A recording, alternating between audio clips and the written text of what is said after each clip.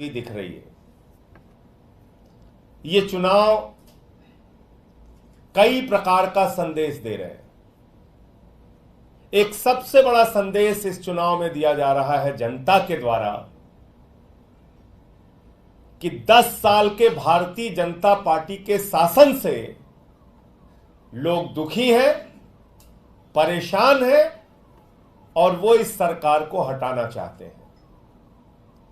महंगाई से दुखी हैं, बेरोजगारी से दुखी हैं, तानाशाही से दुखी हैं। जिस तरह से इस चुनाव में धन बल का इस्तेमाल किया गया, जिस तरह से इस चुनाव में ईडी तंत्र का इस्तेमाल किया गया, सीबीआई के तंत्र का इस्तेमाल किया गया, इनकम टैक्स के तंत्र का इस्तेमाल किया गया, पुलिस के तंत्र का इस्तेमाल किया गया, सारे विपक्ष को पकड़ पकड़ के जेल में डाला गया। हमारी पार्टी के मुखिया अरविंद केजरीवाल सहित हमारे शिक्षा मंत्री, हमारे स्वास्थ्य मंत्री मनीष सिसोदिया और सत्येंद्र जैन को जेल में डाला गया।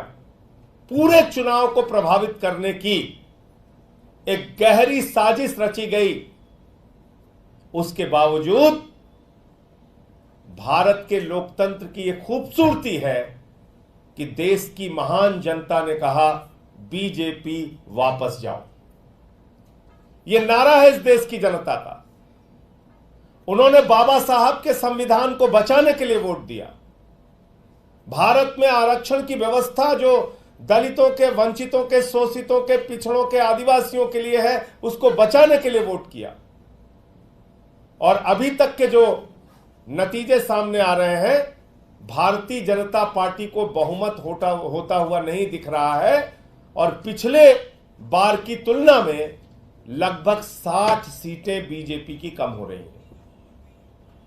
अब जरा सी भी नैतिकता है भारत के प्रधानमंत्री में, जरा सी भी नैतिकता अगर देश के प्रधानमंत्री नरेंद्र मोदी जी में है तो उनको इस्तीफा दे देना चाहिए, क्योंकि उन्होंने तो 400 पार का नारा दिया था। 400 पार। लेकिन देश की जनता समझ गई कि ये 400 पार चाहिए संविधान को बदलने के लिए, ये 400 पार चाहिए आरक्षण को खत्म करने के लिए, ये 400 पार चाहिए अपने पूंजीपति मित्रों को फायदा पहुंचाने के लिए। और इसलिए देश की जनता ने यह परिणाम दिया है। भारतीय जनता पार्टी के लिए यह बहुत बड़ा सबक है, लेकिन शायद वो सबक नहीं लेंगे, क्योंकि उन्हें तो झगड़ा करना है।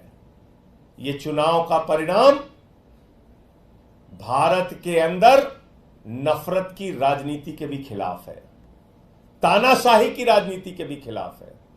यह चुनाव का परिणाम इस बात का भी संकेत है कि नफरत की बुनियाद पे हिंदुस्तान नहीं बनेगा, मोहब्बत की बुनियाद पे हिंदुस्तान बनेगा।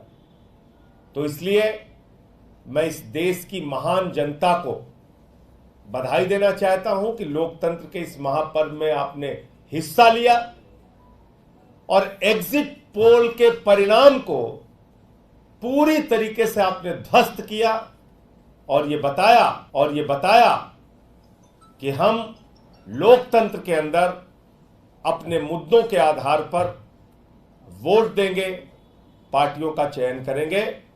किसी को भी इस अहंकार में नहीं रहना चाहिए कि वो बिल्कुल हमेशा के लिए इस देश पे तानाशाही की अपनी हुकूमत चलाएंगे।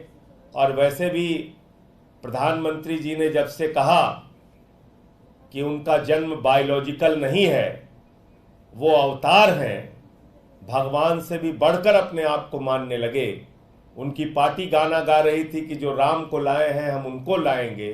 इतना अहंकार हो गया कि भगवान श्री राम को लाने का दावा करने लगे।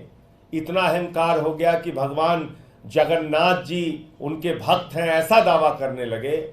तो आज बजरंगबली का दिन है, मंगलवार का दिन है, और उनको एक संदेश, एक संकेत भगवान ने, प्रभु श्री राम ने, बजरंगबली जी ने, इस देश की जनता ने दिया है। उससे कितना सबक लेते हैं नहीं मालूम, लेकिन वास्तव में ये भारत के लोकतंत्र की महान जनता है जो ये बताने के लिए मैदान में आई कि आप